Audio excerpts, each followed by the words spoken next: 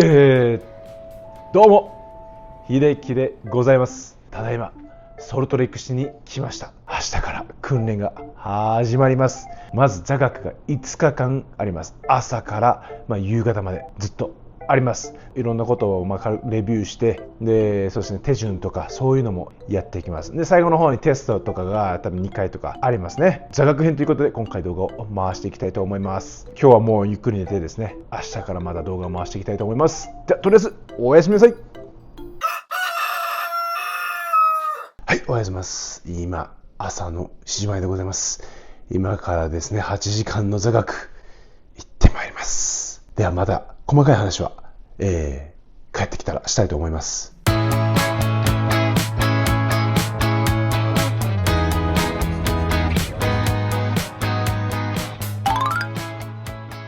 はい、ただいま帰ってきました。朝8時から、5時までの1日目の座学が終わりました。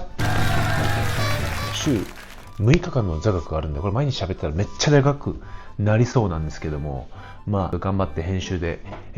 短くすると思います。今回は、その座学1日目で、行ったらですね、席がもう決まってるんですよね。で、席がそのシニオリティ、車歴順に並ぶんですよ。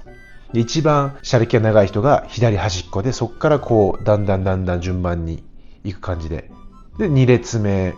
って感じでうねうねした感じで、車歴順に並べられるみたいだったんですよ。で入って自分どこかなって、自分結構上の方かなと思ってたんですけど、で思ってたら案の定一番上でした。はい。うわ、まさかやっぱ俺一番上なんやと思って、そこから授業が始まりまして、授業っていうかそうですね、簡単に今回の流れみたいな説明があって、で今回はですね、この座学がまず6日間あるんですよ。6日間あって、で2日間休みあって、今度は PT って言ってですね、Procedure Training って言って手順の確認ですね。で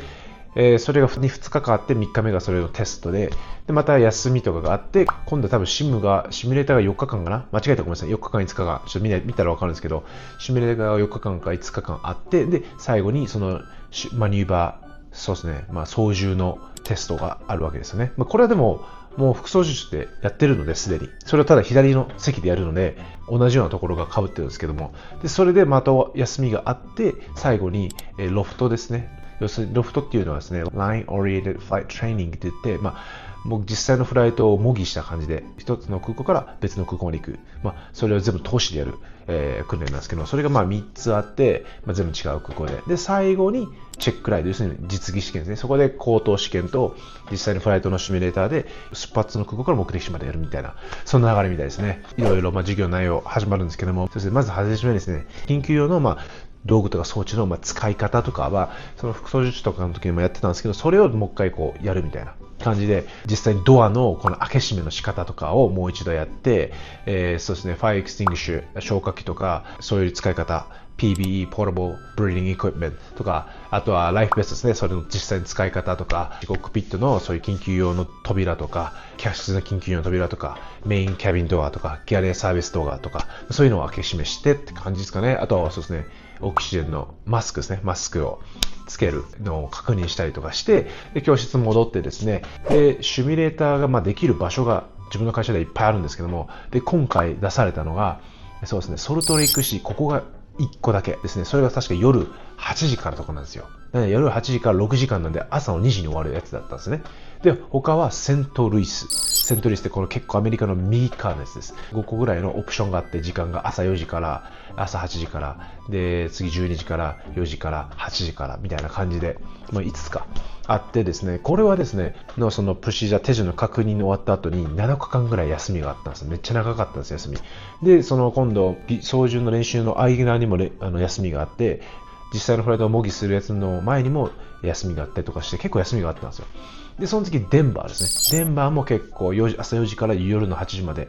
がありました。あとシンシナティとかもあったんですよね。でこのシミュレーターを誰がどの時間を決めるかっていうのが全てこのさっき言ったシニオリで決まるんですよ。なので自分は一番初めだったんで、もう自分欲しいものを選べるわけなんですよね。自分はめっちゃラッキーだったんですよ、その面で。だからもう後ろの人からしたらもうデンバーがめっちゃ人気っぽくて、2人ミスれば俺デンバーゲットできるわみたいな感じで、みんな後ろの人はなんていうんですかね、自分が取れるかどうかを考えてましたね。後ろの人たちになると2つ目のオプション3つ目のオプションとか考えておかないと、前の人が取ったらもう選べないんで、そんな感じでしたね。なんで自分はめっちゃ楽だったんですよ。で、自分はセントルイスは正直休み、めっちゃあるからええなと思ったんですけど、でもね、休みありすぎてもなと思って、7日間1週間空くのはちょっとあれやなと思って、そんな準備期間いらんなと思って、しかもセントルイス、自分のサンフランシスコですがもうほぼ真反対みたいな、絶対遠すぎるわ、絶対いいわとなって、できたらソルトレイクシティが良かったんですよ。でソルトレイクシティは、サンフランに一番近いし、すぐ簡単に行けるし、でも休みもいい感じにばらけてるんですね。初めの手順の後に4日間休みやって、で、入場ちょっとやって、また休みちょっと挟んでみたいな、その月の初めから21日に終わる感じだったんで、ちょっと長かったんですよ。普通は大体17、18やったので、ちょっと3日ぐらい長い。で、時間が夜の8時だったんですよ。だからちょっと、夜の8時かと思って、でも夜の8時の時もあれば、夜4時の時、夕方の4時の時もあって、時間がちょっとバラバラやったんですよ。なので自分の一つのオプションでソルトレイクシティだったんですね。で、あとはデンバーで4時は絶対ないんですよ。あと夕方は遅いのは自分嫌やったんで、どっちかっていうと、朝の8時か昼の12時かどっちか、この3叩くで迷ってたんですよ。で、結局デンバーはちょっとなんか綺麗な感じなんですよ。だからデンバーいいな。でもデンバーちょっと遠いんですよね。サンフランから2時間半ぐらいかかるんで、でも自分は結局ですね、昼の12時にしました。朝8時やったら、サンフラン時間では6時に送るんで、6時から授業開始みたいな。で、6時からシミュレーター開始みたいだったんで、別にスタンドアップ夜勤してたんで別にいけるかなと思ったんですけど、ちょっと早すぎるかと思って余裕を持って12時にしましたね。だからサンフラン時間では朝の10時。だから早くもなく遅くもなくみたいな。でも遅すぎたら今度自分は絶対に、やっぱ眠たくなるし疲れるかなと思ってちょうどいいデンバーの12時にしました。だからここでちょっとシニオリティが良かったなっていうところはあります。で、その後はですね、あと、なんかいろいろセキュリティのことやら、クルーリソースマネジメント、要するにチームとして、動いていくんですけど、そういうものをやったり、シナリオをやったりって感じでしたね。はい、ちょっともうこの時点でだいぶ結構話してんな。これ5日間やったらもう6日間喋ったら60分、1時間の動画になっちゃうんで、もうちょっと簡単に終わりたいと思います。で、今日は今からもうね、明日の準備、読むものを読んで、で、明日から手順の訓練があるんですけど、その前段階のなんか、メイトリックスって言って簡単なシミュレーターで、本当に順番を確認するものなんですけど、それが明日から始まるので、それのね、復習をしてって感じですかね。では、準備したいと思います。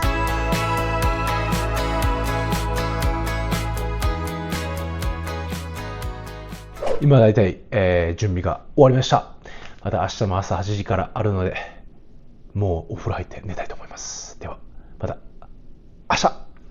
See ya。 はい、おはようございます。2日目でございますね。今からまた向かって朝8時から夕方5時まで座学に行きます。では向かっていきましょう。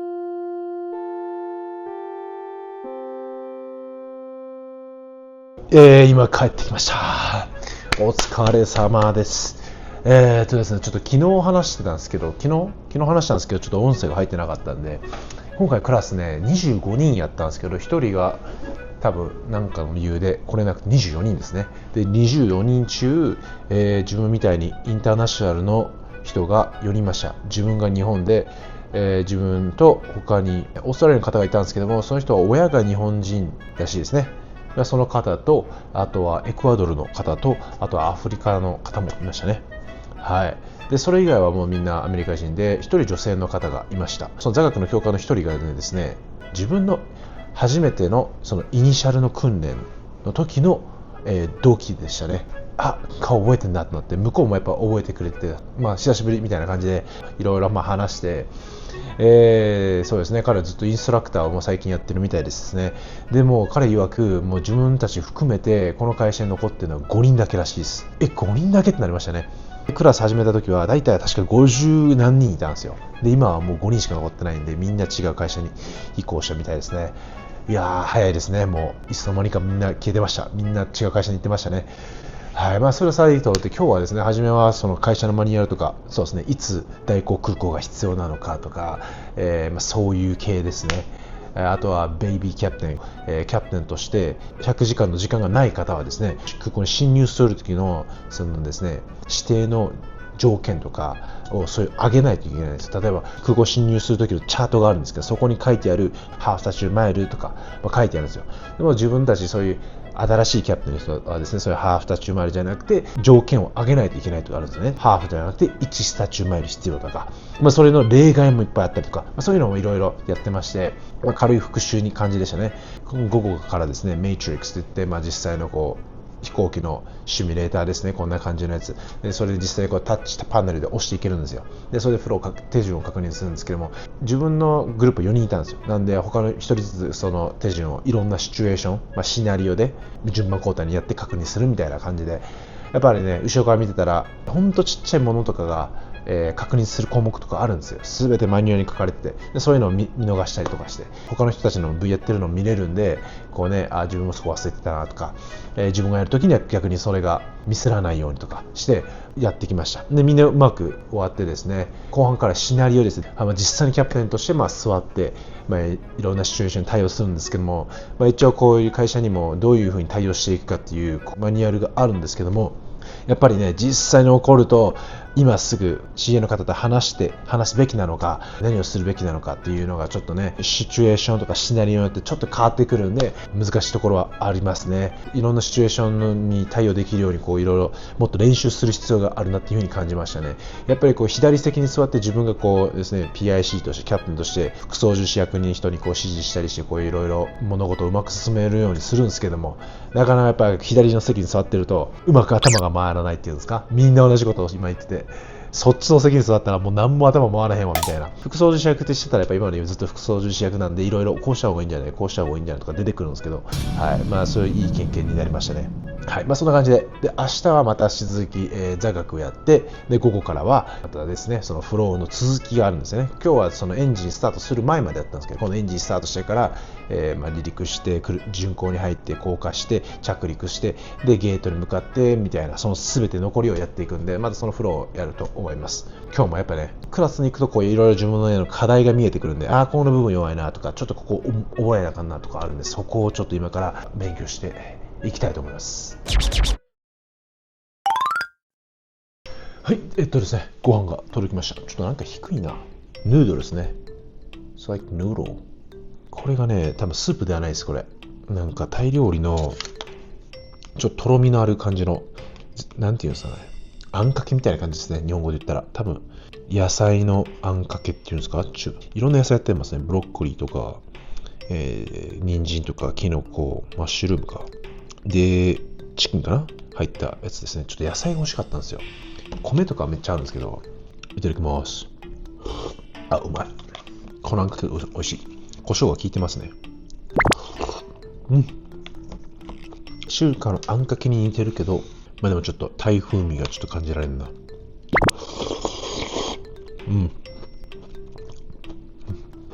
なんか久しぶりに3日ぶり2日ぶりぐらいに野菜食べましたね。これ味あんのかな、このヌードルは。ガーリックで炒めて、で卵を溶いたみたいな感じですね。これ入れんのかな、入れて食べるのかちょっと分かんないです。これ単体だけだと味は正直ガーリックの味しかしないですね。でね、これを米として食べるのか、こちらに入れて食べるのかは分かりません。普通にうまいです。あさってテストなんですけど、そのテストに今リミテーションとか今回のやった授業で出た範囲内で出てくるんで、リミテーションはもう授業とかでやらないんで、全部会社に載ってるマニュアルなんで、それを毎日とりあえず朝と夜に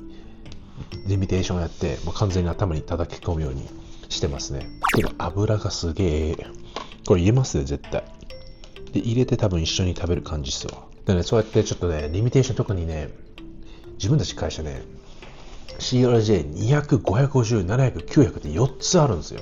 で全部の飛行機のその重たさにいろんな制限があるんですよ。離陸の最重量とか最大着陸重量とかみたいなのがあるんですよ。かつ飛行機の大きさも違うんで、飛行機の横の長さ、縦の長さ、全部数字があるんですよ。でそれを頭に入れるのが混乱するんですよね。いっぱい数字だらけで。それをちょっと何回もやらないと頭に定着しないんで、自分は夜やって、で明日朝にも起きてやってっていう感じにしてます。あと今からこれ食べ終わったら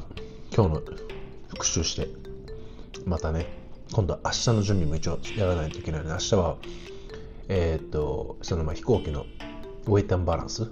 重量とかいろいろ計算しないといけないんですけど、普通はコンピューターがやってくれるんですけど、もしコンピューターが全てダウンした時用の自分たちでマニュアルでやる方法があるんですけど、それを明日やるんで、それの復習と、そうですね、今日の復習をまたして、でお風呂入って寝るかなと思いますね。とりあえず食べますね。また後で。ご飯美味しかったです。ちょうどいい量で。大体ですね、今日のレビューは終わったんで、明日の予習してもう寝たいと思います。また明日も頑張っていきたいと思います。では、おやすみなさい。おはようございます。3日目でございます。今から向かってまた今日一日も頑張っていきたいと思います。ではまたですね、帰ってきたらお話ししたいと思います。では、行きましょう。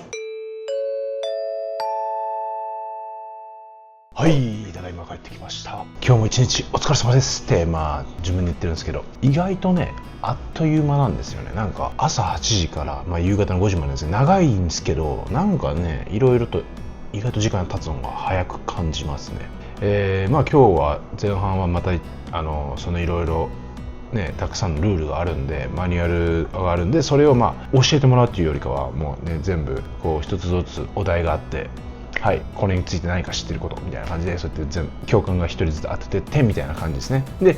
他の人がこう助けたりして、いろいろ情報を追加で加えてっていうような感じですね。で、そこで実際にこう誰かがそういう例とか経験を話して、教官がその経験を話してとかいうような感じで、進んでいく感じですね。はい。で、今日やったのは飛行機のパフォーマンスですね。その普通はだいたい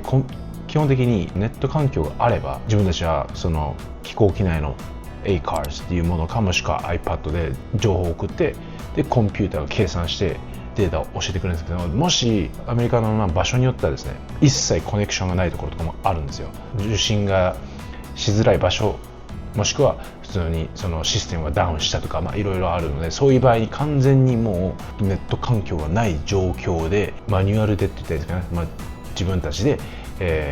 自着陸のに必要なパフォーマンスのデータとかを出すやり方とかあるんで、それを復習して明日がそれをテストするっていう感じです。で、午後はまたメイトリックスで後半をやってって感じで、最後の2時間でまたシナリオをやって、手順はみんなね、もう皆さんも準備してきているんで全然問題なくてですね、そこでさらにこう教官のいろんなシチュエーションで特に気をつけないけないあかんところとかを重点的に教えてもらってって感じですね。で、最後のシナリオ、昨日もやったんですけど、実際にシミュレーションで何か起きたらどうしていくかっていうのをやったんですけども、昨日に比べたらみんなうまくそのマニュアル通りに物事を進めていけてるかなって感じはありましたね。明日前半が確か、今度はですね、着氷ですね。雪とか氷とかが飛行機に着いた時のそれを剥がす作業、落とす作業とか、いろいろあるんですけども、それをやって、午後がレビューですね。テストがあるので、それのレビューをしますね。今から昨日の復習をして、また明日に備えたいと思います。ではまた明日の朝。はい、動画は以上となります。動画がものすごく長くなるので、今回はこちらで締めたいと思います。また後編は、すぐに上がるので、動画が良ければ高評価、チャンネル登録よろしくお願いします。では次の動画で会いましょう。See ya!